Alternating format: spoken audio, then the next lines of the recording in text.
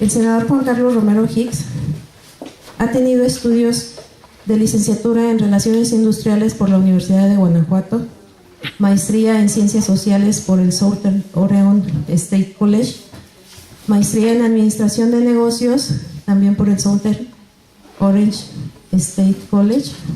Gran parte de su vida profesional la ha dedicado a la docencia, siendo catedrático de la Universidad de Guanajuato, fungiendo como rector en 1991, y durante su gestión le fue concedida su autonomía a la universidad el 21 de mayo de 1994.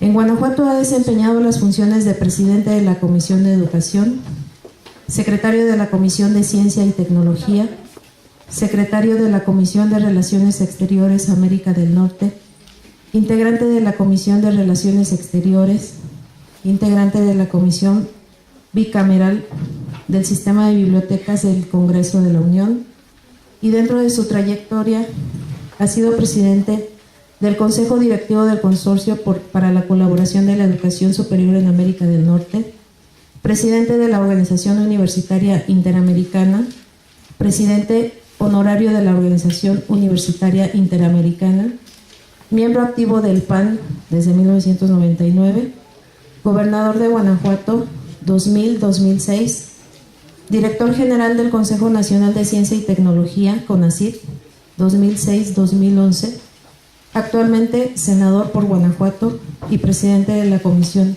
de Educación. Y bueno, para el cuerpo académico, Ecología Social en las Organizaciones, ha sido muy importante para nosotros el que haya tenido la oportunidad de venir a platicar con nosotros sobre responsabilidad de las universidades. Y bueno, sin más preámbulo, los dejo con el senador Juan Carlos. Le brindamos un aplauso, por favor.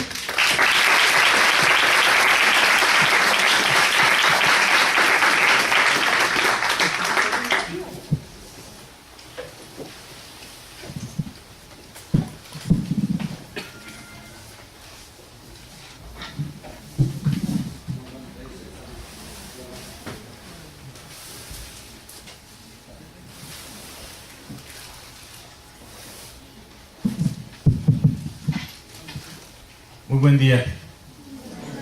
¿Estamos despiertos? Gracias.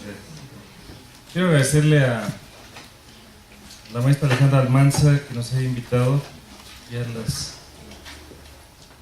los miembros del cuerpo académico que están presentes. Y el motivo por el cual nos han el día de hoy extendido la posibilidad de estar con ustedes, que queremos hablar del tema de la responsabilidad social de las universidades. Quiero hacer un comentario introductorio antes de proceder a la presentación del tema, con una reflexión y una lamentación del momento que está viviendo el país. Este país está postrado, se le ha quebrado el alma y tenemos retos espirituales monumentales. Y frente a esta crisis, cuando pensamos en lo que está ocurriendo en el Politécnico Nacional, la tragedia de los jóvenes de Ayotzinapa, los temas tan graves, solamente de abrir el periódico dan así como ganas de internarse en un psiquiátrico, porque estamos verdaderamente ante una...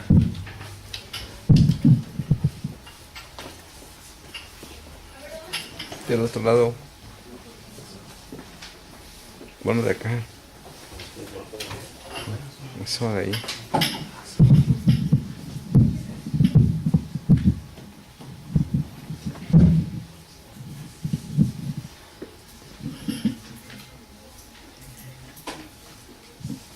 Gracias.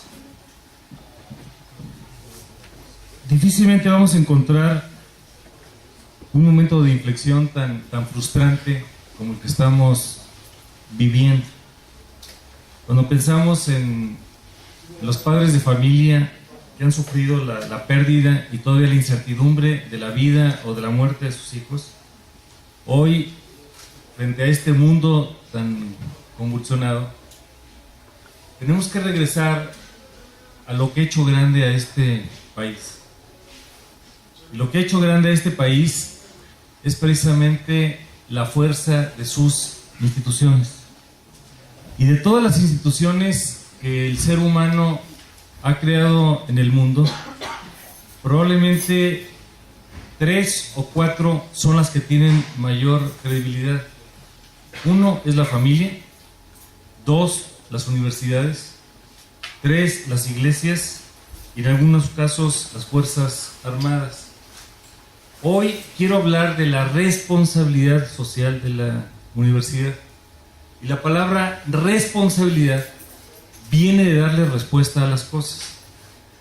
Quiero introducir, antes de entrar a la parte social, un poco la historia de cómo surgió la universidad. La universidad en el mundo tiene alrededor de 8 siglos. Y las primeras universidades se hicieron en Europa. Son Bolonia, París, Oxford, Valencia, Salamanca, en España. Y cuando uno piensa en esta institución llamada universidad, aquí tenemos alumnos, la razón de ser de la universidad, profesores, la forma de ser de la universidad. Tenemos que recordar para qué sirve esto. Las primeras universidades tenían generalmente 4 facultades. 1, teología, 2, filosofía, 3, derecho y 4, medicina. Al paso del tiempo, esto ha permeado más allá de la teología, la filosofía, el derecho y la medicina. Y tenemos que saber y preguntarnos, y es curioso, porque los que hemos tenido la fortuna de estudiar en una universidad, a veces no nos hacemos la pregunta de ¿para qué sirve esto? ¿De qué se trata? Y eso es lo que quiero introducir y luego entrar al tema. Una universidad es una institución que crea, comunica y adquiere el conocimiento. Subrayo la parte primero de la creación. La universidad es una institución en donde se investiga y se añaden elementos de conocimiento a lo que teníamos antes. Y la universidad tiene 3 funciones: la docencia, la investigación y la extensión. Empecé por decir la parte de la creación, porque si una institución no crea conocimiento, puede ser un excelente colegio, pero no necesariamente es una buena universidad. Y lo que distingue a la universidad hoy en día es la posibilidad precisamente de crear conocimiento. Y de estas 3 funciones, que son la investigación, la docencia y la extensión cultural, una que es la que ustedes están viviendo, principalmente en la parte del alumnado, es la parte de la docencia. ¿Para qué sirve la docencia? La palabra docencia viene de docere, de conducir, de cómo compartir la enseñanza y el aprendizaje. Agustín Basabe Fernández del Valle, que tiene una espléndida obra, entre otras, que se llama Ser y Quehacer de la Universidad, establece que el alumno, o quien está en el proceso de docencia, tiene 4 misiones fundamentales.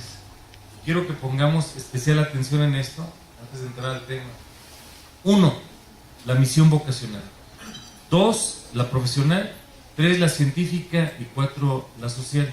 ¿A qué se refiere la primera, la misión vocacional? Se refiere a que la casa de estudios nos dé los elementos para descubrir quiénes somos, de dónde venimos y a dónde vamos. Primero somos personas y después somos profesionistas. Parte de la maravilla de la universidad es que lo primero que tenemos que formar es una persona. Más vale una persona completa que un buen tecnócrata. Y a este propósito, todas las preguntas se pueden y se deben formular en la universidad. En la universidad no hay preguntas ni temas prohibidos. Lo único que se pide es el rigor académico, el rigor metodológico para poder plantear las preguntas y las respuestas. Y ante las mismas preguntas no siempre encontramos las mismas respuestas. Se vale tener unidad en la diversidad, porque la verdad no es privilegio de una persona o de una sola corriente del pensamiento. La verdad es una búsqueda que nos lleva a todos. Entonces, parte de la crítica que voy a hacer de la universidad en abstracto, no en particular de la de Guanajuato, es que no estamos haciendo lo necesario para contribuir a que el ser humano sea formado integralmente. Si yo no tengo mi problema existencial resuelto, difícilmente puedo ser una persona debidamente vinculada en la sociedad. Por eso la primera misión docente de la universidad es su misión vocacional. Y la palabra vocación viene de un llamado. Cada quien tiene que encontrar cuál es su papel en la vida. El segundo papel tiene que ver con la vocación profesional. Y ahí sí ya entramos directamente a la formación disciplinaria, a ser contador, abogado, economista, mercadólogo, administrador, médico, ingeniero, relacionista industrial, y aquí estamos varios que estudiamos relaciones industriales. Y esta es muy importante, pero no es más importante que la anterior. Si una persona no tiene primero su tema de vida resuelto, difícilmente va a ser un buen profesionista. La tercera es la misión social. Y por supuesto que en la vida a quien más se le da, más se le va a exigir. Y por eso necesitamos tener un compromiso para con los demás. Hoy en día, si uno sale a la calle y se pregunta qué es lo que le preocupa al ciudadano, vamos a encontrar diferentes cosas. Y la pregunta es, ¿y la universidad qué hace? ¿La universidad en qué está contribuyendo? Y finalmente la misión científica, que tiene que ver con despertar las curiosidades. Esta introducción la quiero hacer porque hoy, frente a la tragedia de la quiebra del alma del país, el faro que ilumina, la columna vertebral del cambio y quien puede hacer cosas importantes es precisamente el espacio universitario. La universidad como institución es un lugar maravilloso, donde se piensa y se vive de manera muy intensa. Y así las cosas, ahora sí quiero empezar a ver el tema de la responsabilidad de la universidad. Denis Meros señala que el hombre posee por un breve momento en su historia una maravillosa combinación. El ser humano es de los pocos que, aparte de respirar, tiene tres cosas que lo hacen diferente al resto de la creación. Uno, su capacidad de pensar.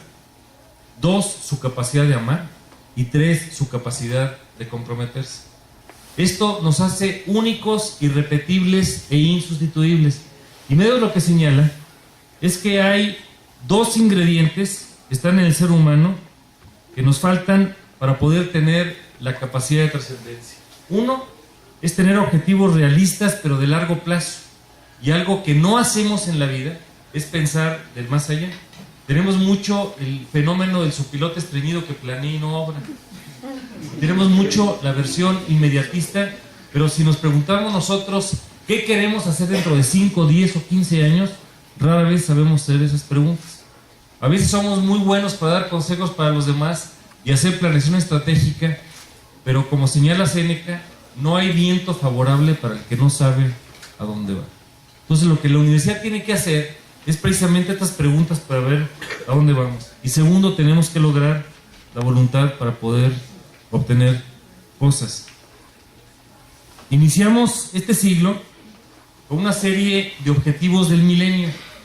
Naciones Unidas se planteó 9 objetivos del milenio y los quiero poner en perspectiva porque son como anhelos de una humanidad que tiene como 6.000 millones de habitantes, poco menos, y que señala qué es lo que quiere hacer en los próximos años.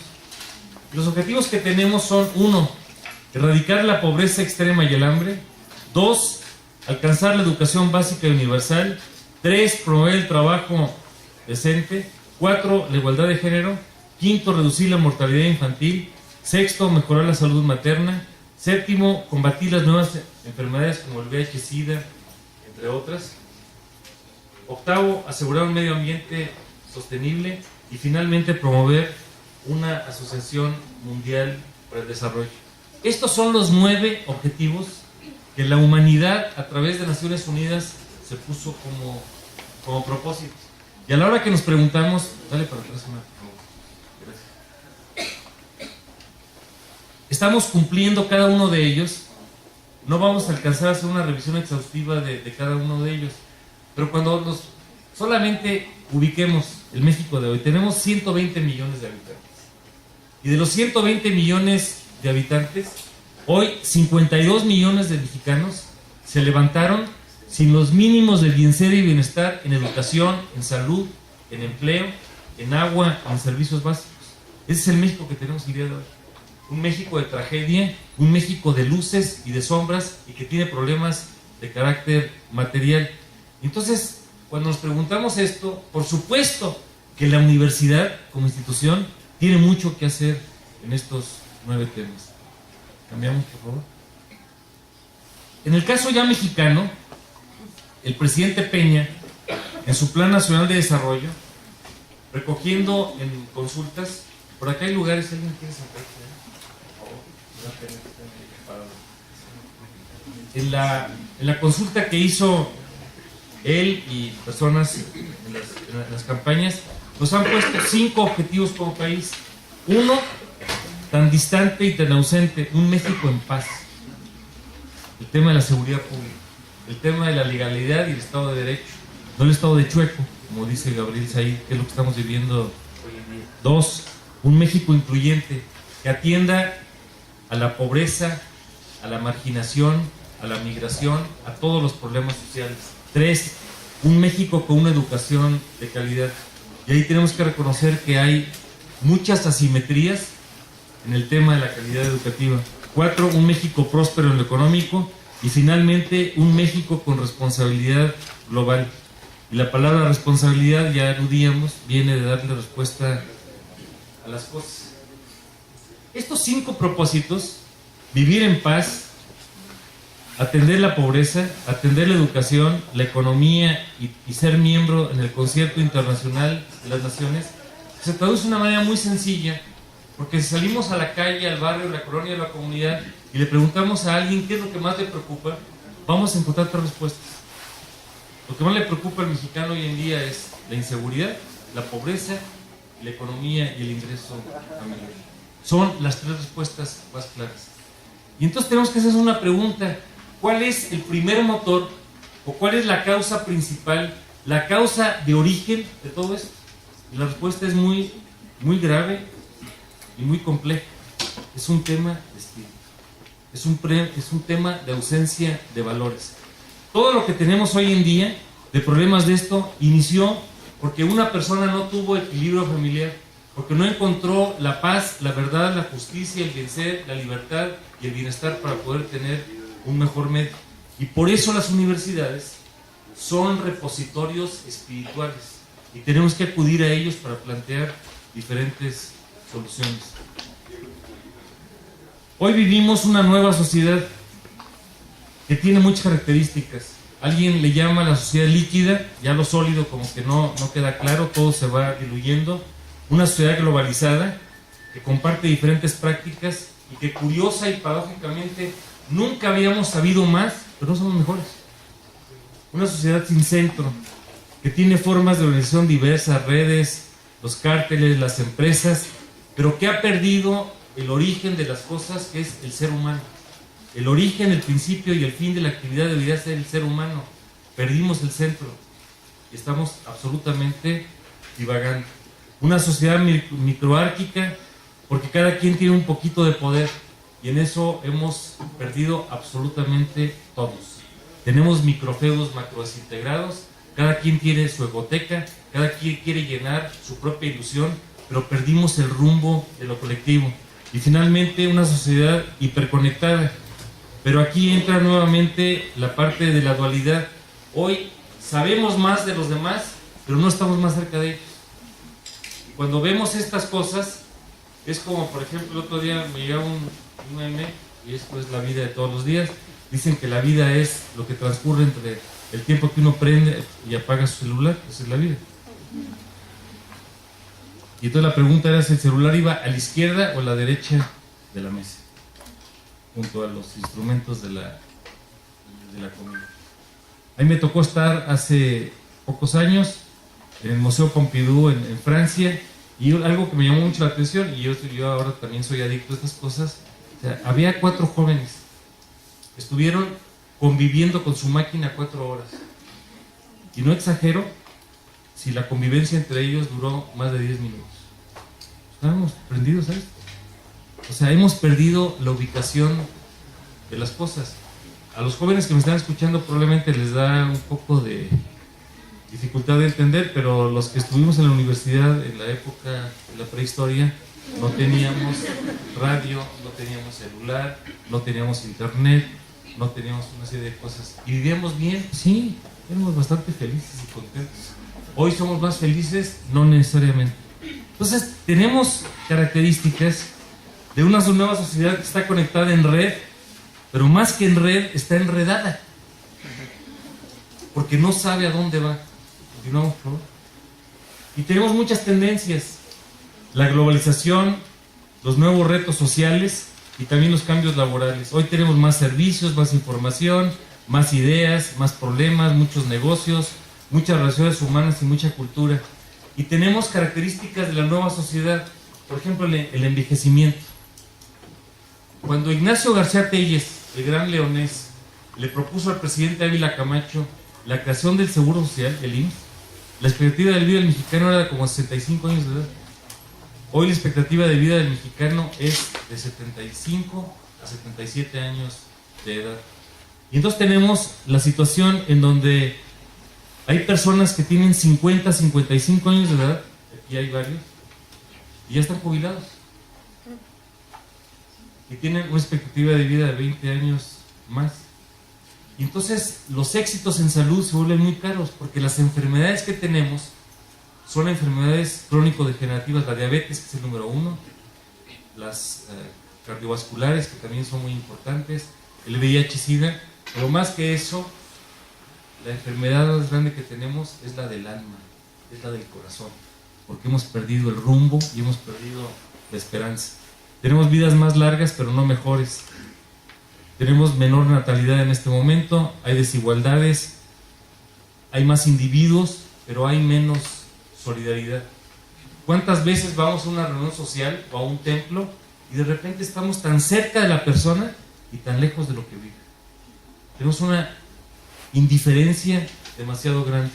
Y por otro lado, en el tema laboral, pues hay menos tiempo de trabajo formal, hay más flexibilidad, hay más trabajo enfocado al conocimiento, pero también algo que ha cambiado radicalmente es el cambio del papel de la mujer en el mundo del trabajo. Cuando yo entré a la Universidad de Guanajuato como alumno en la prehistoria hace 42 años, alrededor del 10% de la población era femenina. Hoy en día la población es un espejo de lo que es la realidad, es como 52% femenina y 48% masculina. Pero también la gran diferencia que había era el papel que desempeñábamos todos nosotros. En este país, ser madre es un papel de tiempo completo. Ser padre es una chambita de tiempo parcial. No se comparte de manera plena. Y no me canso de citar con frecuencia la frase del psicoanalista mexicano Santiago Ramírez, que el mexicano tiene ausencia de padre, exceso de madre y abundancia de hermano. Esa risa que nos da, nos debe de provocar también un poco de reflexión, porque todavía en este país tenemos problemas muy graves. El 20% de las familias son encabezadas por madre solamente. Por diferentes razones no tiene el apoyo para sacar adelante la tarea. Frente a todo este drama, pues ¿qué papel nos toca realizar? Hay pobreza, hay discriminación, hay miedo, hay frustración. Pues parte de la tesis que hoy queremos presentar es precisamente educar para el bien común. ¿Continuamos? Y frente a eso, ante los retos del milenio, los 5 retos del plan de desarrollo, etcétera, ¿para qué sirve entonces la universidad?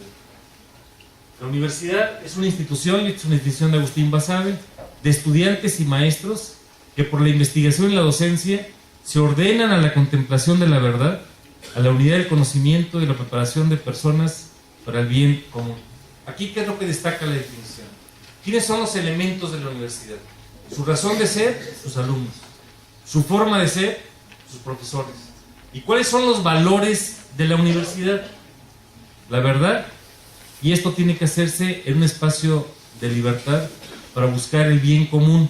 No el mal común ni el bien particular, el bien común. Y frente a esto, la universidad es un lugar de encuentro de personas y de conceptos.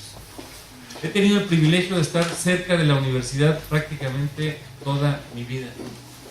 Y estoy al igual que ustedes, consciente que probablemente uno de los lugares de mayor transformación del mundo es la universidad. No hay alumno que haya ingresado a una universidad y concluido la carrera, o aunque no lo logre concluir, que sea la misma persona. La universidad nos transforma, la universidad nos forma, la universidad nos deja muchas dudas para seguirlas atendiendo en el futuro.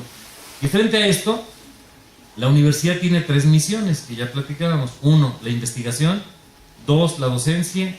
Y 3, la difusión del conocimiento. En la parte de la investigación, el valor fundamental es encontrar la verdad. Y la investigación es muy importante en la universidad. Quien crea que tiene todas las respuestas, mejor que se archive y se retire. El mundo de la universidad tiene como 3 partes. 1, la creación del conocimiento. 2, la recreación de ese conocimiento. Y 3, la extensión de ese conocimiento. La maravilla de nosotros es que somos diferentes como seres humanos. No aprendemos de manera igual. Luego entonces, lo que tenemos que cultivar es este espacio de ciencia libre y de ciencia dirigida. La dirigida es la que pueda ser pertinente, pero no dejar preguntas sin atender. Muchas veces en el espacio de la universidad nos guardamos las preguntas, es un error. No hay preguntas tontas, hay respuestas tontas o respuestas inútiles. No hay preguntas tontas. Y en el espacio del conocimiento, estoy usando por ejemplo en este momento un láser. Cuando Townsend, en los años 60, estaba investigando el láser, nadie le quería publicar sus artículos porque eran inútiles. Cuando Richard Ernst estaba descubriendo la resonancia magnética, tampoco le hacían caso. Hoy la resonancia magnética es parte del corazón de la vida, prácticamente de la medicina y muchos temas adicionales. Entonces, parte de todo esto tiene que ver con el propósito de ir al encuentro de la verdad.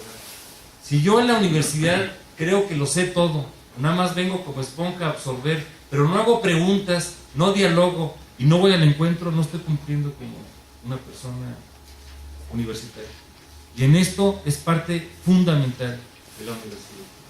El fundador de la Universidad de Guanajuato, Armando Olivares, tiene una frase maravillosa entre muchas que está en el patio, en el edificio de las Purain de Terratana, y dice lo siguiente: toda casa de estudios debe ser como un resonador potente que registre las más pequeñas vibraciones que provienen de todos los rumbos del destino del hombre. Esa es la universidad. Es una casa de resonancia, es una casa de búsqueda, es una casa de encuentro, una casa de preguntas y de algunas respuestas preliminares. La otra parte tiene que ver con la parte de la docencia.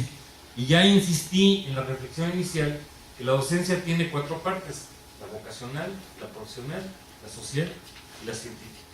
Y finalmente viene el hecho de que lo que se descubre en la universidad no se queda en la universidad. La verdad que no trasciende en obras es estéril, es infecunda. Luego entonces lo que se descubre en la universidad se tiene que extender. Probablemente por el grado de desarrollo de las universidades no estamos tan acostumbrados a la parte de la investigación, porque la parte principal de presupuesto y de actividad se da en el marco de la docencia. Y la docencia no es un lugar donde alguien enseña y el otro aprende. La docencia es una facilitación de procesos. En el mejor de los casos, y a veces no lo es, el maestro es el alumno más aventajado de la clase. Voy a poner un ejemplo extremo de un lugar aspiracional, la Universidad de Cambridge. Cambridge tiene 87 premios Nobel. Y Cambridge desarrolló en el mundo varias cosas muy valiosas. Por ejemplo, Newton fue alumno y profesor de Cambridge. Darwin. Uno va a la biblioteca y puede ver en la biblioteca de Cambridge las hojitas de papel donde en la parte de atrás se ven las caricaturas, los diseños con los que Darwin jugaba con sus hijos. Los ciros peralocas o los científicos también tienen necesidades humanas, van al baño, respiran, se enferman, se enamoran, o sea, tienen también su vida, su vida personal.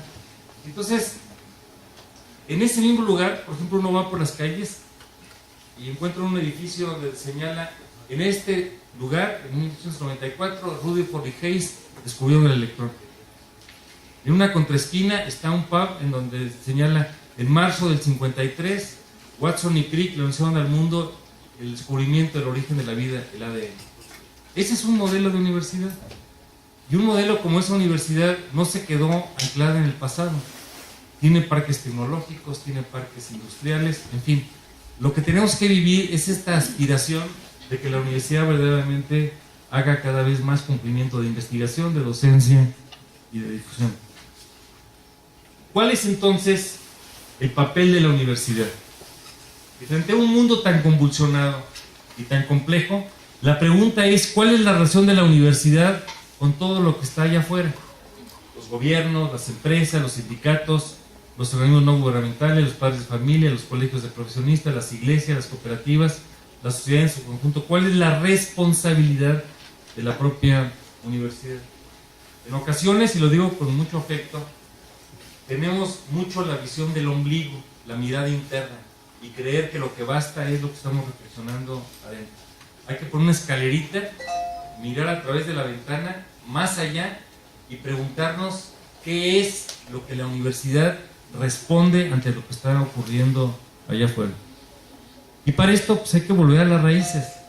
Y las raíces nos dan la posibilidad de recuperar, primero, segundo y tercero, la noción de ser persona, la noción del papel fundamental que es la verdad y la noción del bien. Hay que volver a lo fundamental y volver a formar a la persona en su realidad integral, que tiene cuerpo, que tiene alma y que tiene mente. Podemos o no encontrar las mismas conclusiones, pero sí tenemos las mismas preguntas y tenemos el derecho y la obligación de investigarlas. Hay que recuperar la noción del valor de la verdad y hay que recuperar la noción del bien. En el caso de la verdad y el bien, pues son dos cosas o dos valores estrictamente humanos. La naturaleza, por los que creemos en Dios, nos dieron la inteligencia para buscar la verdad y nos dieron la voluntad para practicar el bien. Eso nos hace diferentes del resto de la creación. Esta frase de los griegos de que el hombre es un animal racional, a veces hay que ponerlo entre comillas, porque damos la impresión de que no lo somos. La inteligencia es un atributo fundamental y nos tiene que llevar a la verdad, y la voluntad nos tiene que llevar precisamente a la construcción del bien. Y junto con esto, pues ahora vamos a entrar a ver en el plano social cuál es la responsabilidad social de la universidad. Cuando hablamos de definiciones, en los tiempos más recientes, cuando se escucha la frase responsabilidad social, generalmente pensamos en la empresa. Y si bien la responsabilidad se equipara a la empresa, se debe de extender a todas las organizaciones, porque toda organización humana tiene un fin específico, tiene una naturaleza que le es propia, sea la familia, el sindicato, la cooperativa, la empresa, un partido político. Toda institución tiene un objetivo que dar, y a ese propósito se ha generado recientemente una corriente de la responsabilidad social de la universidad. Y aunque siga relacionado con riqueza y retorno de inversión y conceptos económicos, poco a poco va permeando la intención de que la universidad no tiene que ver solamente en lo interno, tiene que ver su responsabilidad colectiva. Cambiamos, por favor. Algunos acuerdos en las definiciones. Hay quien considera que es un sinónimo de sostenibilidad. Y esto implica que instituciones como organismos no gubernamentales, empresas, medios de comunicación, ciudadanos, deben responder satisfactoriamente a los demás mediante diferentes formas, y entre esas un planteamiento estratégico. De hecho, hoy se habla, por ejemplo, del concepto de un ciudadano corporativo. Ejemplo, una empresa no solamente produce bienes y servicios, tiene que tener una responsabilidad con el medio ambiente, con la comunidad, porque genera empleos, porque tiene muchas cosas que ver. Y aquí quiero regresar a un concepto que en ocasiones olvidamos. Cuando pensamos en educación, no hay que pensar solamente en la escuela. Hoy Naciones Unidas, a través de UNESCO, Naciones Unidas para Educación, Ciencia y Cultura, reconoce que la educación es durante y para toda la vida. ¿Dónde aprendemos? En todo el espectro social. Y la primera escuela de la vida no es la escuela donde ingresamos a preescolar o primaria, es la familia. Y sigue siendo después el barrio, la colonia, la comunidad, etc. Y para los que egresan de la universidad, una vez que se logra eso, tenemos que recordar que no terminó el proceso educativo, porque sigue siendo un proceso de formación continua. Entonces, lo que tenemos que recuperar es la idea de que todas las organizaciones tienen precisamente esa responsabilidad. Perdón que aluda a un ejemplo, pero en 2012 y en 2000, cuando me tocó salir a la calle para buscar el respaldo ciudadano para cargos de elección popular, algo que me llamaba mucho la atención, que me sigue llamando, y frustrado por no haberlo corregido del todo, es que hay una escuela, y si uno ve el radio a 500 metros, 1 kilómetro a la redonda, encontramos basureros, encontramos condiciones sociales indeseables, y parece ser que la escuela está así como en un espacio aislado. O vemos empresas que no tienen ese concepto. Si partimos del principio de que todo el espacio social es educativo, pues entonces, ¿para qué cerrar las escuelas? Las escuelas, sea desde preescolar, primaria, secundaria o prepa, deberían estar abiertas de las 6 de la mañana a las 12 de la noche, los 7 días de la semana. Y si una empresa tiene espacios culturales y deportivos, puede abrirse para hacer eso. Pero no, pensamos de manera muy cuadrada en horarios sumamente restringidos. Sobre los enfoques de la responsabilidad social, pues hay sobre todo 3. Uno, así de medio romántico, de buena voluntad y de filantropía. Porque yo quiero quedar bien o simplemente porque quiero expiar mis culpas o porque quiero lavar mi conciencia, me dedico a temas que en México son poco comunes. 2, de democracia y participación, y 3, sostenibilidad. Estos 2 son los más importantes. El sector empresarial y todo el tejido social, y sobre todo la parte de sostenibilidad, tiene que ver mucho con el impacto, particularmente el tema del medio ambiente, pero no puede circunscribirse solamente al medio ambiente. ¿Cambiamos? Hay que ir más allá de la sostenibilidad, porque se queda corto, y hay que replantearlo y tener una visión más integral, y por eso el enfoque que proponemos es el enfoque del bien común como valor. ¿Y cuál es el enfoque del bien común? Del humanismo clásico, la persona tiene dignidad y tiene una parte como individuo y otra parte social. Y la parte de la noción del bien común tiene que ver con el hecho de que somos miembros de una colectividad donde pertenecemos todos y que no es la suma de bienes individuales, es más una suma de valores que tiene que ver no solamente con lo personal, sino también con lo trascendente. En el caso de, por ejemplo, de Grecia, Aristóteles le da una noción ética, que no es lo mismo que moral, y consiste esencialmente en crear condiciones comunes, tanto de orden material como de orden espiritual, que permiten el mayor desarrollo. La parte espiritual puede no entenderse necesariamente de manera común, pero es fundamental, porque el ser humano es una persona trascendente, y la mayor parte de los hombres y mujeres tienen esa noción de trascendencia. Hay una definición de Eugenio Pacelli que señala que el bien común abarca el conjunto de condiciones de la vida social en las cuales los hombres, las familias y asociaciones pueden lograr con mayor plenitud y facilidad su propia perfección. Es decir, es un espacio, es una búsqueda para que el ser humano busque su propia perfección.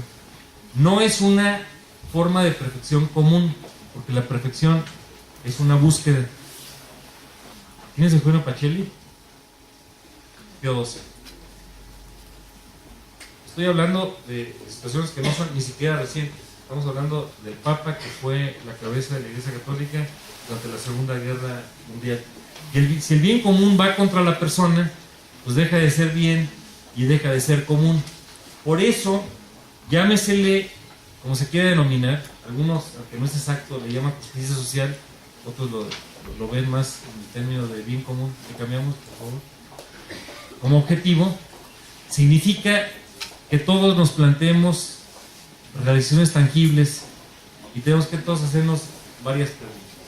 Si la función de la universidad es triple, docencia, investigación y extensión, las preguntas obligadas son: ¿hago docencia para el bien común? ¿Hago investigación para el bien común? ¿Hago extensión de la cultura y difusión del conocimiento para el bien común? Y para eso hay que atender algo que en realidad es un falso dilema: el bien común o el bien personal. Tenemos que atender al individuo, a la persona, y también tenemos que ver el colectivo. Ya no entro a más discusiones filosóficas. Hay una comparación entre lo que sería el enfoque del bien común y el enfoque del desarrollo sustentable. En las últimas décadas se le ha dado mucho auge al tema del desarrollo sustentable y me parece muy razonable. Sin embargo, hay que ir más allá del desarrollo sustentable. Por ejemplo, el desarrollo sustentable está centrado en recursos y el bien común en la persona. En lo sustentable vemos la escasez de recursos y acá los vemos sin límites. Acá hay un concepto más económico y acá hay un concepto más ético. Aquí se genera desarrollo económico y social ligado al medio ambiente y acá se encuentra en un sentido más amplio del camino de la felicidad. El desarrollo en sentido amplio son como dos alas de un avión. Tiene la parte social y tiene la parte económica. Y sirve para despegar y sirve para aterrizar. El problema que hemos tenido en el país es que la política económica ha sido tan aberrante que la política social termina siendo la ambulancia que va recogiendo las imperfecciones y las omisiones de la política económica. Pero ese desarrollo de dos alas, lo social y lo económico, que no son contradictorios necesariamente, tienen que ir al mismo objetivo, parten del bien ser y bienestar de la persona, y que la persona busque su perfeccionamiento y logre su propia felicidad, como quiera que la entienda. Entonces tenemos que buscar un enfoque de ver el compromiso con el otro y fundamentar la parte de la dignidad de la persona. A esta pregunta, estamos hablando de la universidad y su responsabilidad social. Pues, ¿quiénes son los actores? Pues son fundamentalmente estos cuatro. Primero, y por aquí cargo la factura, empiezo por los estudiantes. Los estudiantes que me están escuchando son parte de un segmento privilegiado de este México. Hoy en Guanajuato, en el grupo estadístico de ustedes, solamente el 26% de ustedes está en la universidad. Y en el país el 33%. Guanajuato está abajo de la media. Y la meta para el año 2018 es llegar al 40%. En este momento hay 12 países de América Latina que tienen mayor cobertura de educación superior que México. México está rezagado en el tema de la cobertura. Entonces la pregunta que tenemos que hacernos es los estudiantes y junto con esto los maestros, y preguntarnos: si no soy yo, entonces ¿quién? Si no es aquí, entonces ¿dónde? Si no es ahora, entonces ¿cuándo? La primera responsabilidad es la mirada interior. En la vida, a quien más se le da, más se le va a exigir. Y por supuesto que esperamos mucho de los estudiantes. Si de repente, abuelo de pájaro, nos imaginásemos que sería el mundo dentro de 25 años y nos convocásemos aquí dentro de 25 años, algunos no estoy seguro que pudiéramos llegar, pero si pudiéramos tener la oportunidad de darnos de 25 años y nos preguntáramos qué éramos, de dónde veníamos y a dónde llegamos, más vale que las respuestas que tengamos es que corregimos parte de la enfermedad del alma que nos afligía un 10 de noviembre del año 2014. Luego están los investigadores, que en realidad estos deberían ser los mismos o complementarios. Están las autoridades y el personal administrativo y están todos los actores. Entonces, aquí en todo esto, como que son tres grandes actores. Uno, los académicos. Dos, los emprendedores. Y tres, los gubernamentales. Y aquí viene una situación muy curiosa. Cuando hablamos del sector productivo, generalmente pensamos en el sector emprendedor, que crea empleos. Y creo que ahí hay un daño cerebral. Debemos de pensar absolutamente en todos. A ver, La universidad es un sector productivo, evidentemente. Formar mejores personas es productivo. Generar conocimiento es productivo. Distribuir conocimiento es eminentemente productivo. En el caso de los emprendedores, por supuesto que crear un empleo, crear una empresa es importante. Vaya, hasta de repente el gobierno casi nunca es sector productivo. Siguiente pregunta, ¿cuál es el papel? A la universidad le toca formar personas completas, ciudadanos y profesionistas. En ese orden. Primero persona. El otro tema que a veces olvidamos aquí en la vida es que no estamos formando ciudadanos. México tiene, y perdón que lo exprese, muchos habitantes y pocos ciudadanos. La Constitución nos la dejó muy fácil. Nos puso 4 obligaciones. 1, educar a los hijos y no lo hacemos. 2, enlistarnos en la Guardia Nacional y el Ejército, y es una vacilada. 3, pagar impuestos y le damos la vuelta. Y 4, la posibilidad de votar y ser votado. Necesitamos hacer un ejercicio pleno de ciudadanía. Todas las sociedades que han tenido un desarrollo importante es porque la ciudadanía es preponderante. Más sociedad y menos gobierno. Hoy lo que tenemos en un país como nosotros es que los partidos políticos han secuestrado, todos han secuestrado el quehacer público, y el gobierno parece que es el que va a resolver todo. Y eso no está ocurriendo. Porque el gobierno tiene 6 velocidades de respuesta. Lento, más lento, parado en reversa, dormido y muerto. Y no responde. ¿Pero por qué es así? Porque falta ciudadanía. Y porque requerimos mejores profesionistas. Luego, la otra parte del papel es la investigación. Que en la medida de lo posible, esa investigación sea socialmente útil, pero no condicionada. En la universidad no puede haber temas prohibidos. Hoy una pregunta puede ser absolutamente irrelevante, y el día de mañana puede ser el corazón de una de las grandes opciones. A Einstein no lo aceptaban en la universidad porque lo que preguntaba era irrelevante. Pues no hay preguntas irrelevantes. Finalmente, hay que... Una para atrás todavía. Hay que generar espacios de participación y que al interior de la universidad prediquemos con el ejemplo. Que seamos un campo responsable, que tengamos una mejor gobernanza interna, que tengamos una administración eficiente, etcétera, etcétera. De esto, ¿cuáles son los impactos? Pues uno es el impacto educativo en la formación académica, el otro es el impacto cognitivo en investigación, el otro es el impacto social y el otro es el impacto organizacional. Verdad de perogrullo. La mejor manera de ser socialmente responsable es ser una universidad. Y la universidad, entre otras cosas, tiene 2 retos: excelencia académica y pertinencia social. A mí la palabra calidad no me gusta porque tiene muchas definiciones, pero la excelencia no es ni el paraíso perdido ni el territorio escriturado. Es simplemente el anhelo de ser mejores. El que crea que ya es excelente, que se archive, se retire. Nadie logra la excelencia. La excelencia es una actitud de perfeccionamiento. Y el ser humano está llamado a lograr la perfección, aunque muchas veces demostramos lo contrario. Para poder lograr esto, nosotros proponemos que para hacer una buena universidad, o una universidad en búsqueda de excelencia, se requieren 8 cosas. 1, un buen modelo educativo, los mejores profesores, los mejores alumnos, la mejor infraestructura, el mejor financiamiento, la mejor vinculación, buena gestión y buena gobernanza. Repasémoslo brevemente, cada uno de ellos. Primero, el modelo educativo. Este es el año del centenario del nacimiento de Octavio Paz y de varios pensadores muy reconocidos en el mundo. Y hay que recordar en el modelo educativo que todo empieza por la persona y sus dimensiones de persona, social y trascendente. Que el modelo debe propiciar el aprendizaje, que debe integrar conocimientos, que debe ser dinámico, que debe fomentar la inteligencia para buscar la verdad, la voluntad para practicar el bien, la afectividad para practicar el amor, etcétera, etcétera. Hay que formar ciudadanía y demás.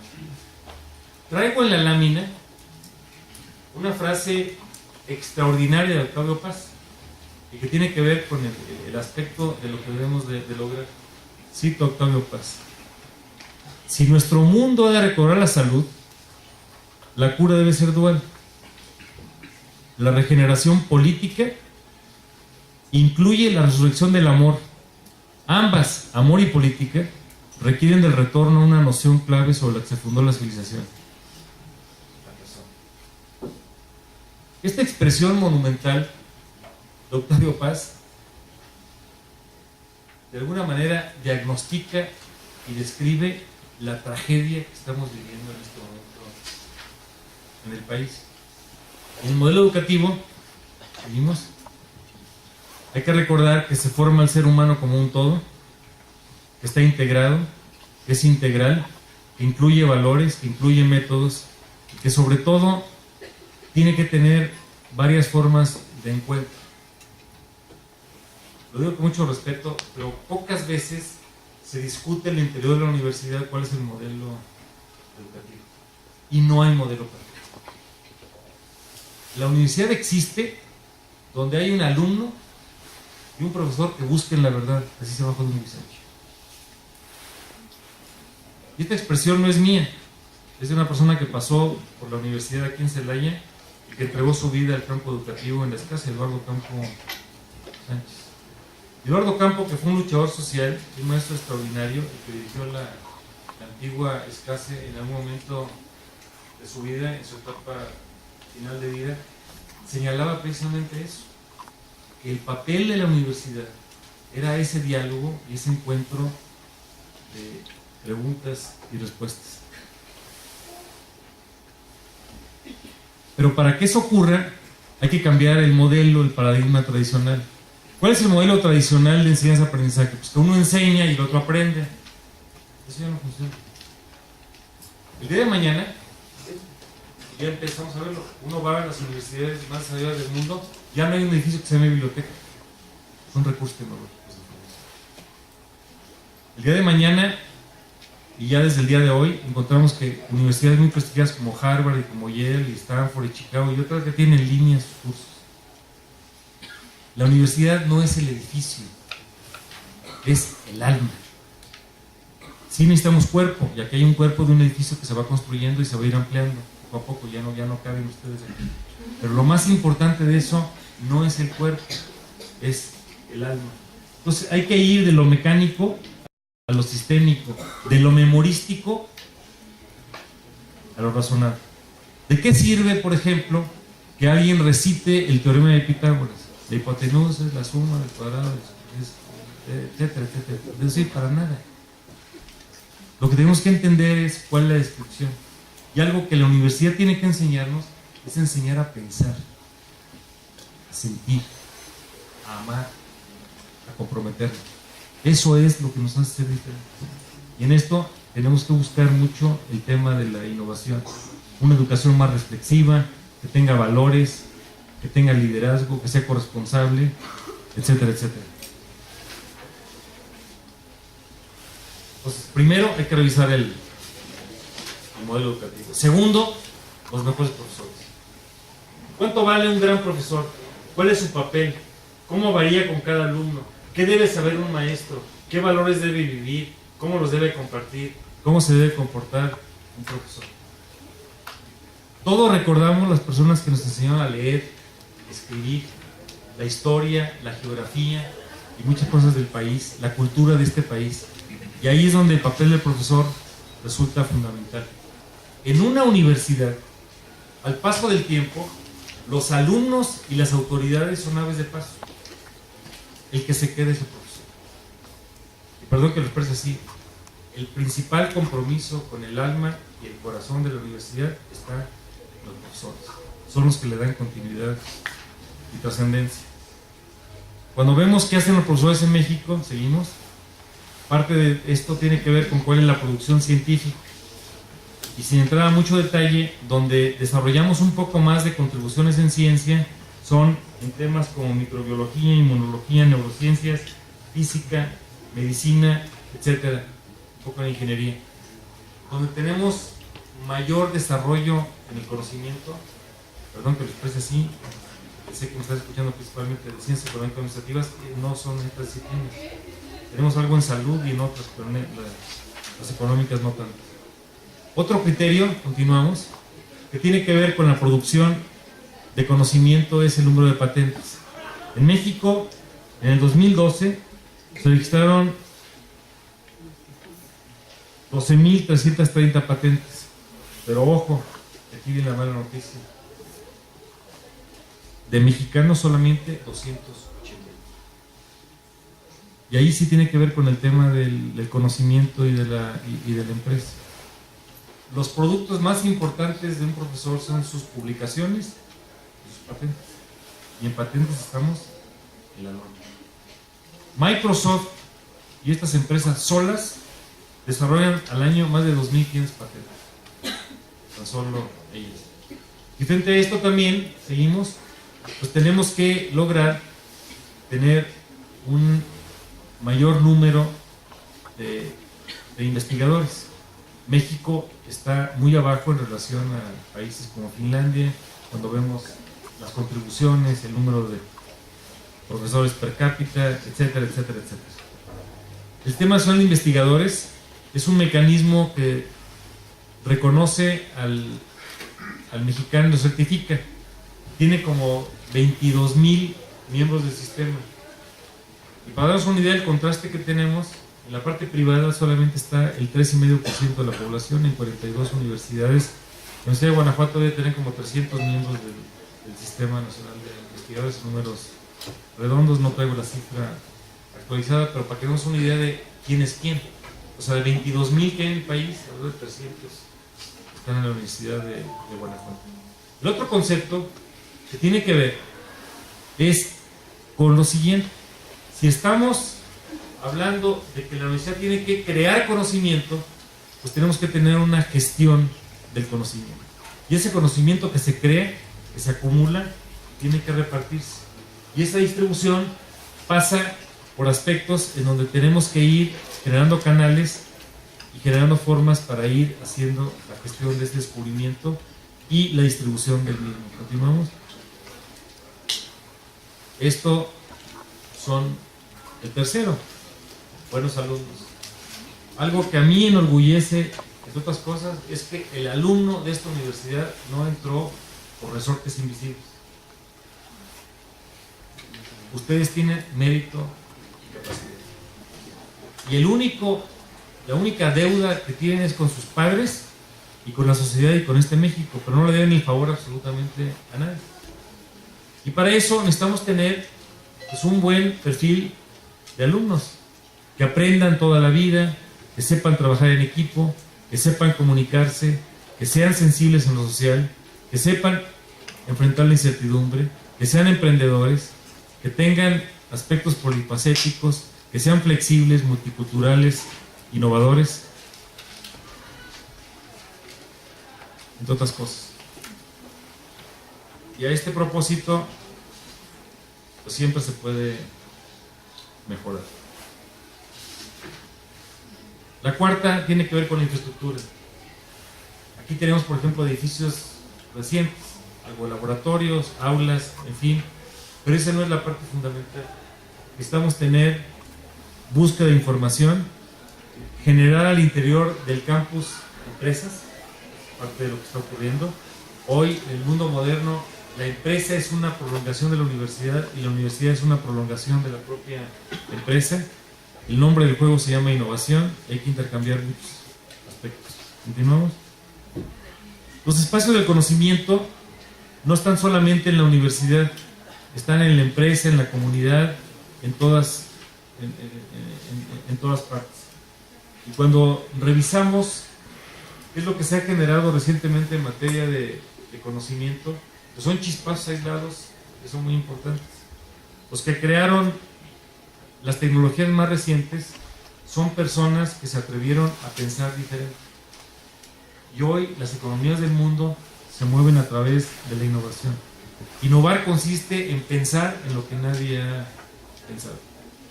Hace 15 años no existía el Facebook, no existían muchos de los mecanismos que hoy son ordinarias en las redes, y son precisamente producto de la imaginación y producto de la innovación. Quinto, un buen financiamiento. En la parte de financiamiento,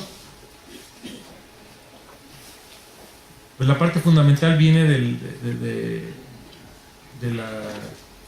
la parte fiscal del gobierno, algo viene de fondos privados, algo viene de la empresa, y algo a lo que no estamos acostumbrados como país, y no hemos avanzado mucho, es que la educación pública particularmente tenga fondos privados. La mayor parte de la responsabilidad o de la carga viene de fondos públicos, y ahí tenemos mucho por lograr. Continuamos. Los países de la OCDE, el gasto por alumno es como de $14,000. En México, el promedio del gasto anual está en una cantidad cerca de 8,000. O sea, veamos la diferencia de todo esto.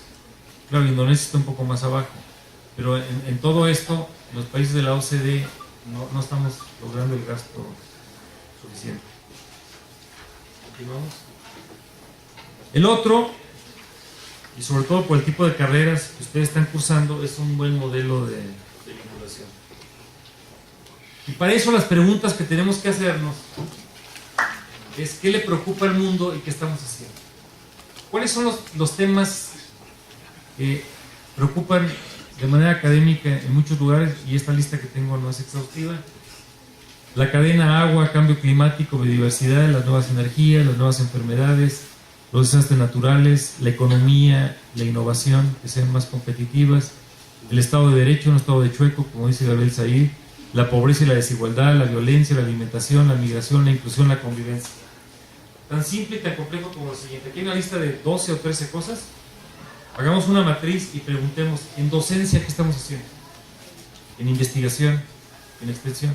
Y donde haya espacios de enriquecimiento, vamos a entrarle.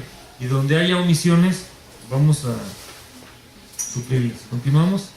Luego viene el tema de los ecosistemas. Y hay que sumar a la parte académica, a la parte pública, a la parte privada. Y evidentemente que hay que entender que tenemos que trabajar mucho el tema del medio ambiente. Continuamos. Las universidades son gestoras del conocimiento. Entonces todo lo que venimos diciendo tiene que tener una suma más integral de atención. Continuamos. Gestión y administración.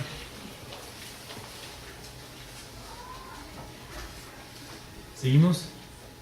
El modelo de Kaufman que señala que para que esto funcione, simplemente lo que hay que hacer es aplicar el método científico. Y el método científico nos establece, como todos sabemos, es identificar las necesidades y los problemas, las soluciones, estrategias, etcétera, etcétera, para que la administración pueda funcionar. Necesitamos pensar también en una universidad emprendedora. Hay una serie de personas que piensan como que si la universidad se convierte en emprendedora, como que se prostituye. Pero no es así. Lo que sí tenemos que hacer es no perder la dignidad, pero sí entender que la universidad tiene que entrar a todos los espacios. Hay una anécdota que platica en la Universidad Nacional de que fue el presidente de la Madrid a un instituto de física y empezó a preguntar cosas diferentes. Le dijeron que estamos haciendo X, Y, Z, O, P, Q, y se atrevió a preguntar, oye, esto, dijo el presidente, ¿y esto para qué sirve? Entonces le contestaron a la universidad, no, pues es una universidad, aquí somos fenicios, nosotros somos misioneros, no somos fenicios, sería tanto como prostituirnos. Y el presidente les dijo que se prostituyen, porque lo que tenemos que buscar es un nuevo modelo, donde la empresa sea, junto con la universidad, más competitiva, que sea innovadora, que atienda demandas, que tenga mayor capacidad de gestión, etcétera, etcétera, etcétera. Y finalmente, esta evaluación pues, pasa por el aprendizaje, pasa por la planeación y por muchas funciones. Continuamos. Por último, la gobernanza, que es la parte de la vida interior. Y aquí lo que requerimos es pensar al interior del campus en una administración más eficiente, que se involucren todos los actores, que haya estrategia, que haya enfoque de bien común y que haya un enfoque de mutuo aprendizaje. Continuamos. Pero más allá de eso, con esto ya termino, que hay ánimo y tiempo para el diálogo, con mucho gusto nos quedamos. Empezamos diciendo que el mundo tiene una crisis profunda y que los referentes éticos se han disuelto en el aire. Las universidades entonces no tienen derecho a renunciar a buscar nuevos modelos éticos que guíen el actuar, y la viabilidad consiste en construir un pacto ético en este mundo. El país tiene tres crisis fundamentales. Una, la crisis de valores. Dos, la crisis de la confianza. Y tres, la crisis de la indiferencia. Y las tres van con él. Esta frase tan inexacta que señala de que todo en exceso es malo no es correcto. Yo no conozco a alguien que tenga exceso de amor, exceso de verdad, exceso de justicia o exceso de libertad y corresponsabilidad. Y me pregunto cuánto vale la verdad en este país. Si un político habla, ¿ustedes le creen? Cuando un académico habla, ¿le creen? A sus padres, a sus tíos, a sus abuelos, a sus clérigos. Hemos quebrado la parte fundamental, que es la de los valores. Y durante muchos años, señalaba don Pablo Latapí, el ilustre educador que murió hace poco tiempo, México confundió educación laica con educación carente de valores. El tema fundamental es de valores. Y como señala Pascal, que no vive como piensa, acaba pensando como vive. La otra crisis que tenemos es la de la confianza. La palabra confianza es eso, es yo te doy mi fianza, yo te deposito en ti mi sueño, mi anhelo, mi proyecto de vida. Y tenemos una crisis en la familia, en las iglesias, en el sector público de confianza. Simplemente basta con abrir el periódico y en cualquier momento preguntarnos qué es lo que podríamos estar haciendo de manera diferente. Y la tercera tiene que ver con la indiferencia. Cuando escuchamos lo que pasa en Ayotzinapa, lo que pasa en el Politécnico Nacional, o lo que pasa en la Sierra de Oaxaca o en la Sierra de Chiapas, ¿realmente nos conmovemos ante ese dolor? ¿Estamos comprometidos? Como señalábamos del mundo de la universidad, que se remite a 4 preguntas fundamentales. 1. ¿Qué criticas? ¿Qué has hecho? Así nada. ¿Qué propones y a qué te comprometes? Esa es la actitud del universitario. Y eso pasa por una crítica informada, libre, plural, propositiva y sensible. Y tenemos que regresar a lo que ha hecho grande este país. Por eso, gran parte del presente y del futuro de este país pasa por la universidad. Esa es la universidad, el lugar social de la verdad, donde se cultivan el arte, la ciencia y las humanidades en segundas intenciones. Y por eso, continuamos, la viabilidad del futuro pues pasa por una frase, y esta es una frase de un alumno de la universidad que se acaba de graduar de la carrera de Relaciones Industriales. Y me gustó porque me compartió su trabajo de titulación de licenciatura, y dice así: los seres humanos somos la única especie que obliga a la siguiente generación a ser mejor que la actual. La contribución de la educación superior debe ser ayudar a tratar de tener una sociedad más equilibrada, más justa y libre, con mayores capacidades de desarrollo para los individuos y para el conjunto de ellos. Héctor Pérez López es originario de Tepic, Nayarit, y vino a completar su educación en Guanajuato. Es uno de los mejores alumnos de su generación.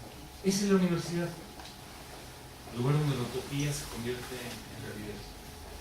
Por eso, ser universitario es un privilegio y no es una medallita de condecoración.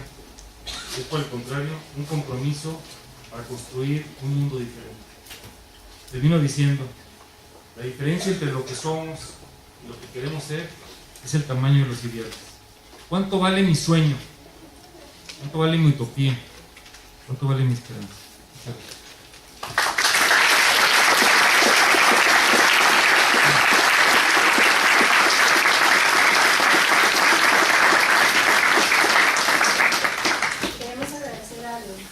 senador Juan Carlos Romero por su excelente conferencia, y pues abrimos el espacio para preguntas y respuestas. Si quiere comenzar alguien.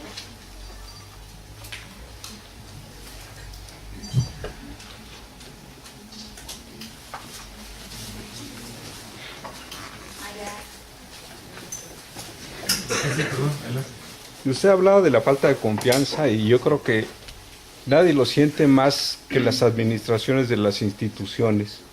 Ahora se pide autorizaciones hasta por salir al baño. ¿Cómo combatir eso que en vez de ayudar y generar más confianza lo que hace es paralizar las acciones?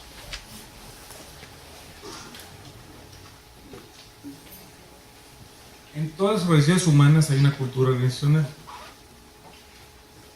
Y la cultura organizacional se tiene que construir, se tiene que adaptar. Tiene que tener valores, conductas y actitudes. Y en todas las universidades del mundo hay una tentación muy grande para que la parte académica no siempre sea la que tiene mayor peso, que sea la parte de la administración. Yo tuve el privilegio de ser rector de esta casa, es el cargo de mayor distinción que he tenido en mi vida, aparte de ser profesor. Decíamos que adjetivo mata sustantivo, hormona mata neurona y burocracia mata académica. Esa es una situación interna de construcción que evidentemente yo lo he visto cuando las personas pasan de un cargo a ser autoridad. En ocasiones, cuando no vemos orden, la tentación es muy grande para convertir la anarquía en normas muy severas. Pues aunque no estoy contestando y no tengo la respuesta, se construye en un mundo diferente. Hay una escuela aquí en la universidad en donde los alumnos a veces no llegan a clase, nunca tienen puentes, los pueden ver todo el fin de semana trabajando a altas horas de la noche, días largos y noches más largas, porque han venido construyendo ese espacio de confianza entre todos ellos. Y los profesores no les preocupa si el alumno llega, el alumno no llega a la clase, porque sabe que al final lo que va a entregar es este producto. Pero todo esto pues, está en el tema de la fragilidad humana, y por eso cuando hablemos de gobernanza al interior de una institución hay que darle el peso que merece. En el mundo normal, si cada quien cumple derechos y obligaciones, alumnos y maestros, el papel de la autoridad es casi invisible, porque las personas somos maduras y sabemos lo que tenemos que hacer. Pero cuando hay fragilidades o cuando hay tentaciones, las cosas se sucumben. Se remite a otra cosa, y no estoy contestando la pregunta, porque no es de 1, 2, 3, 4. Si la universidad no busca el saber, sino busca el poder, perdió el foco. La universidad tiene que buscar ser ese repositorio moral. Entonces hay que darle el papel que cada quien tiene. Y hay que reivindicar siempre que la academia está por encima de la administración. Y si hay temas de confianza, pues la cadena es tan fuerte como el eslabón más débil. Hay que construirla entre todos y preguntarnos qué hemos hecho y qué hemos dejado de hacer. Sí, por favor.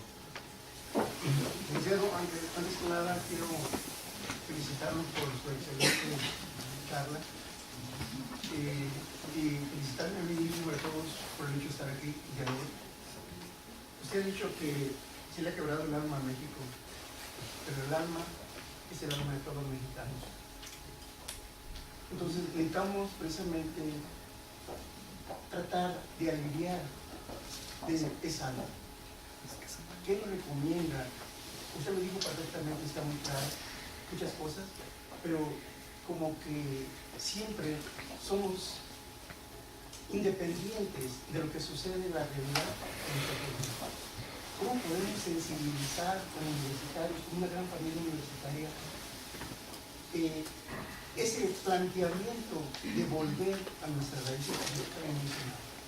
¿Qué nos puede decir? Cuando ingresamos a la universidad, a veces lo que nos falta es hacer un proceso de integración. Lo digo con mucho respeto, pero en muchos años de vida aquí en la universidad me tocó hablar con profesores y alumnos y les pregunto ¿qué es la universidad? Y no hay una respuesta. El alumno cree que la universidad es obtener un grado académico y no es eso. Por eso subrayé en mi primera reflexión la parte vocacional, la parte científica, la parte social y desde luego la parte profesional. Tenemos que regresar a revisar el modelo y recordar que primero formamos personas y luego ciudadanos y finalmente profesionistas. La Universidad Mexicana ha sucumbido demasiado a la tentación del enfoque profesionalizante. Yo no estoy en contra de eso, pero ese es el complemento. Al rato lo que tenemos es lo que decía Ortega y Gasset, el hombre bárbaro, el médico que solamente sabe de medicina y no sabe de economía, no sabe de sociología, no sabe de cultura, no sabe de artes. Entonces tenemos que tener, creo yo, una revisión del modelo académico y sobre todo en la parte inicial del ingreso a la universidad, más que pensar en la parte profesionalizante, ver la parte integral. Hay modelos en el mundo en donde, por ejemplo, en el primer año de la licenciatura no llevan una sola carrera técnica. Se ponen a leer a Platón, a Aristóteles, a Rousseau, a diferentes pensadores. ¿Y saben quiénes son los maestros? No son filósofos, son los mismos profes que les van a dar contabilidad o matemáticas o otras cosas. Porque a veces el problema que tenemos es que el mismo profesor tiene como un microfeudo macrocintegrado del conocimiento, pues sabe mucho de su disciplina, pero se desliga de todo lo demás. Y hay que recordar que la palabra universidad viene de un universo. Si no, lo que estamos formando son parcialidades desintegradas. Y por eso tenemos que regresar a esa parte fundamental. Y creo yo que también eso pasa por revisar el currículum. Muchas veces el currículum está muy cargado a la parte profesionalizante, pero no tiene el otro complemento. Y no son materias de relleno, son materias de formación. Por otra parte, tiene que ver con la vivencia. O sea, un alumno que solamente va a sus clases, pero que no está expuesto al arte, a las ciencias, a las humanidades, independientemente de la carrera que haya seleccionado, va a salir siendo probablemente un excelente profesional, pero un ciudadano desadaptado, una persona que no tiene resuelta su vida en los aspectos más personales. Creo que hay que revisar el modelo y la contribución de todos. Y no hay nuestra respuesta. Volviendo a la cuestión de los valores, yo creo que eso es algo que todos tenemos muy claro. Yo lo único que les digo cada día a mis alumnos, yo soy del área de ciencias de la salud, es preocúpense por las personas. Ustedes están atendiendo personas, como si esa persona que ustedes tienen al frente sea su mamá, sea su hermano, o sea su papá, o sea un conocido de ustedes. ¿Por qué? Porque esa persona es la mamá de alguien, es el hermano de alguien. Entonces no lo hagan simplemente o no vayan a... O sea, porque lo más grave puede ser cometer un error sabiendo que fue hecho a propósito y la ignorancia no nos disculpa. Entonces eso es lo que yo les pido a mis alumnos. No me vengan a preguntar si esto me va a servir para cuando yo esté dando consulta. No. Aprende todo lo que puedas aprender, porque es muy grave en el momento en que estés ya de manera profesional frente a una persona y digas, esto lo tenía que haber sabido o esto me lo tuvo que haber enseñado tal o cual profesor. Si no te lo enseñaron en las aulas, también es obligación de uno ser autodidacta. Y la otra cosa que yo les digo es, pregúntense cada noche si pueden dormir tranquilo con lo que hicieron o dejaron de hacer en el día. Primera reflexión. Si tuviésemos ese pensamiento de aproximación todos los días, entenderíamos que al final todas las disciplinas tienen elementos de arte, de ciencia y de fe. Arte, ciencia y fe. Donde la ciencia termina, empieza la fe, o continúa la fe. Un ser humano, por ejemplo, en salud, entiende que es inmensamente vulnerable. Y sobre todo somos inmensamente vulnerables cuando la salud física, mental o espiritual está quebrantada. Pues hoy el país tiene un quebranto espiritual monumental. Queramos o no reconocerlo, hay un problema de salud colectiva, porque no hay los elementos de interacción que enriquecen al ser humano. Esa es una forma muy apropiada, en donde sin duda la parte científica y la parte profesional de la enseñanza es muy importante, pero más importante es la parte de valores y la actitud que tiene esa persona. Muchas gracias. Sí, antes que nada, una felicitación por su conferencia. A mí me llevó a reflexionar precisamente lo que usted decía, ¿no? Que la universidad no está aislada, tiene que relacionarse con lo exterior. Y bueno, a propósito de lo que usted decía de la parte, digamos, de los pactos, creo que la idea de pacto está tan devaluada que la verdad, en estos momentos, que salga Peña Nieto a decir que hay que hacer un pacto, por el horror que estamos viendo allá en Ayotzinapa, ver los huesos de estos jóvenes que al final no quieren aceptar que ya están muertos, pues la verdad, no sé si es una tomadura de pelo, pero la verdad es una situación grave la que está pasando el país, y decir que hay que hacer un pacto después de que están ahí los muertos, la verdad creo que habla de una banalidad terrible en la clase política. Entonces mi pregunta es, ¿hasta qué punto este país tiene más de 20 años hablando de pactos? Empezamos con Salinas de Gortari hace más de 20 años.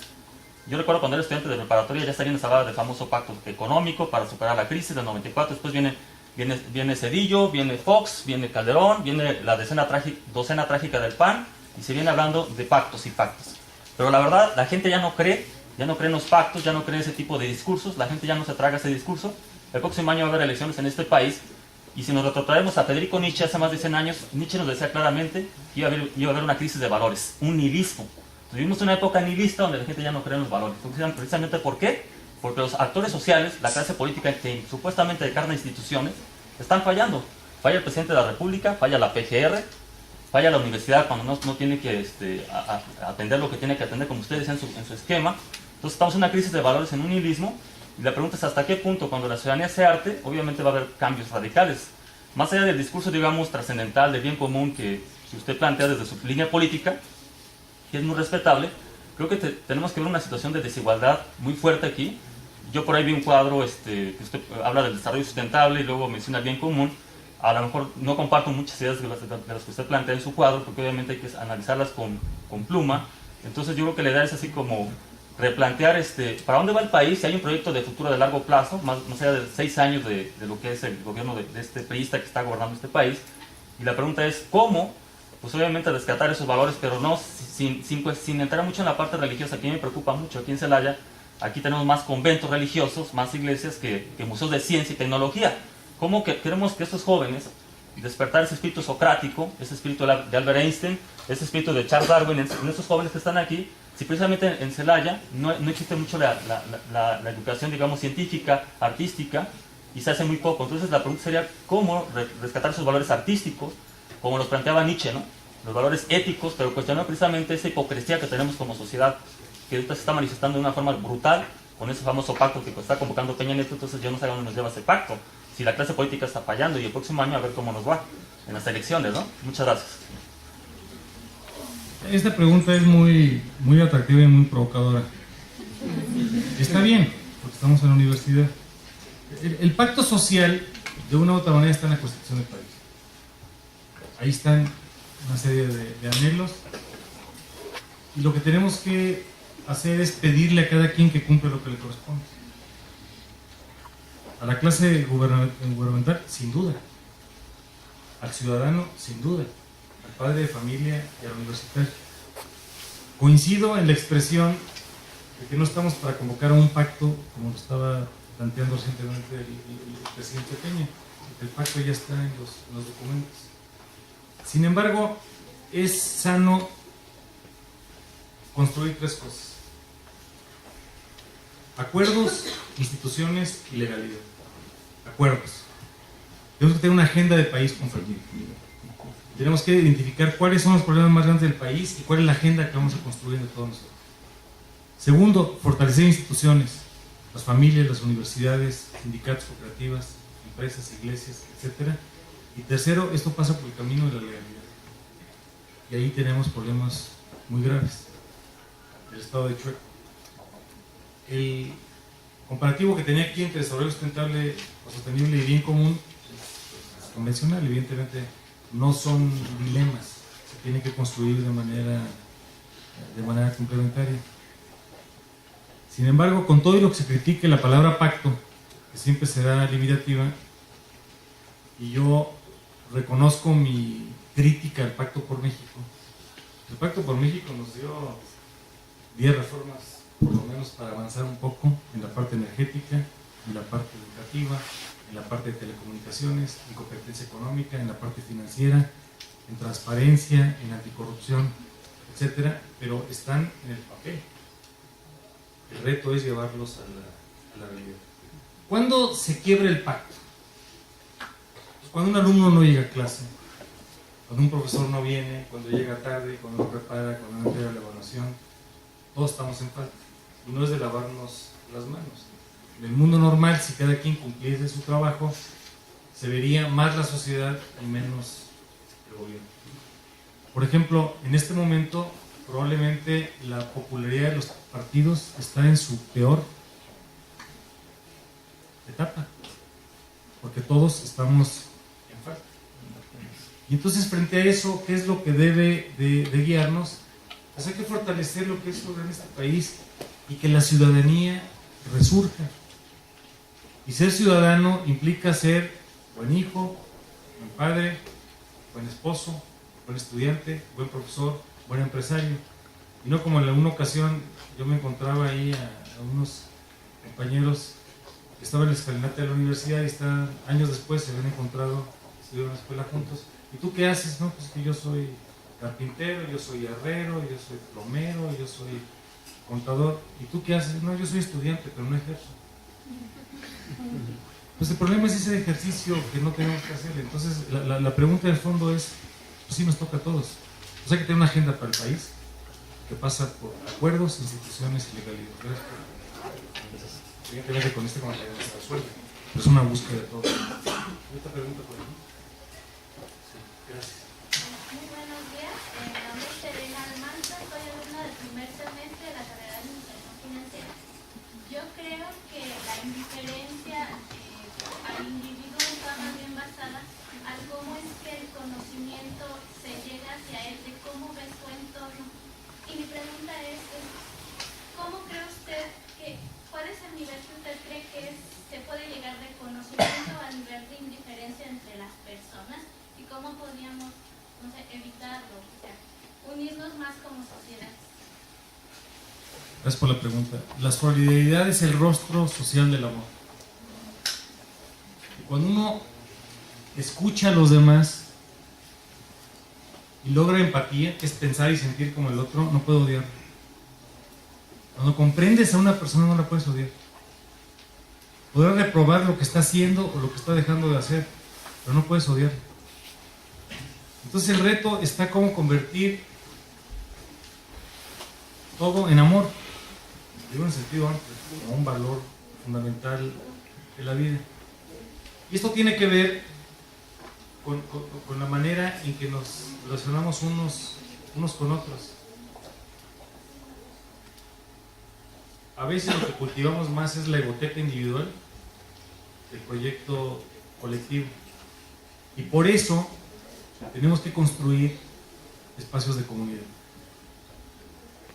Y aunque parezca obvio, el sentido común, que es el menos común de los sentidos, comunidad es una unidad común. Y en eso tenemos que construir algo que no mencioné hoy, que es el concepto de una universidad globalizada. A través de las redes y a través de las interacciones, hoy tenemos la manera de saber, por ejemplo, un estudiante de Finlandia o un estudiante de Filipinas o un estudiante de Argelia, qué es lo que está viviendo y pensando cuando está estudiando la misma disciplina que nosotros. Sea de salud, filosofía o de ciencia económico, administrativas. Ese mundo de la universidad global tenemos que abrirlo. Pero lo que sí tenemos que subrayar es que el diseño curricular tiene que modificarse. Y también lo que tenemos que modificar es a la persona. Y probablemente uno de los retos más grandes es que en todas las reformas académicas que se hacen en las universidades, generalmente terminan en papel, porque no transforman el alma del profesor. Si el profesor no cambia su manera de ser, su manera de conducirse frente a grupos, si no entiende que si cada persona es única, repetible e instituible, todavía con mayor razón, nunca hay dos grupos iguales. Voy a decir algo sin pretender ofender. Es como la diferencia entre antigüedad y experiencia. Antigüedad es cuántos años llevas aquí, experiencia es que has contribuido. No es lo mismo la experiencia de un año repetida 20 veces a 20 años de experiencia. Porque a veces lo que nos falta, y ese es uno de los valores más importantes también a cultivar, es la innovación. Lo que yo presenté el ciclo pasado en el curso X, ¿cómo lo puedo hacer más estimulante, más atractivo, o cómo lo puedo presentar de manera diferente? Lo más cómodo es volver a repetir lo mismo. Lo mismo pasa con los alumnos, ya los conocemos. Oye, tal profesor, pásame los apuntes del semestre pasado, y pásame los ensayos, y pásame los exámenes, y una serie de cosas. Se vale como un atajo para avanzar, pero no para declinar. Lo importante es obtener buenas calificaciones, que nos repruebe la vida. Lo importante es hacer el máximo esfuerzo, y ese esfuerzo se representa en esa construcción de comunidad. Tiene que ver lo que yo trataba de decir: los mejores alumnos, los mejores profesores y la mejor administración. Por ejemplo, nosotros conocemos el plan de estudios de la normal de Ayotzinapa. Sabemos de la vida personal de ellos. Esa información está disponible. Y es donde la indiferencia y la falta de solidaridad nos gana. Hemos platicado con alumnos del Politécnico para saber por qué 15 alumnos lo representan cuando hay 175,000 alumnos. Y si esos 15 realmente representan, eso son preguntas, no afirmaciones. Si esos 15 alumnos están llenos de cuentos públicos, representan a toda una comunidad de 175,000. ¿Por qué pararon el Politécnico por una supuesta reforma académica? Y los tenemos aquí a 300 kilómetros o menos de distancia. Es donde señalo, es la tragedia de la cercanía y de la distancia. Sabemos más, pero no somos mejores. Porque perdimos la capacidad de identificarnos con los demás. Y somos tan pobres que lo único que buscamos es dinero y poder. Esas son las dos motivaciones de la crisis política principales que tenemos que atajar: dinero y poder. Nos tenemos que convertir el ser alumno, el ser maestro, el ser político en una especie de un privilegio de ser. No servirse, un privilegio para ser. Veo caras de cansancio. Yo quiero agradecerles la invitación. Si hemos dejado más dudas, vamos en ruta. Ese es el mundo de la universidad. Esa es la maravilla de la universidad. Nadie es el único, ni el más privilegiado, ni el que lo sabe todo. Es un mundo de búsqueda. Y por eso es el lema de la universidad: en la búsqueda de la verdad, parecemos libres. Muchísimas gracias.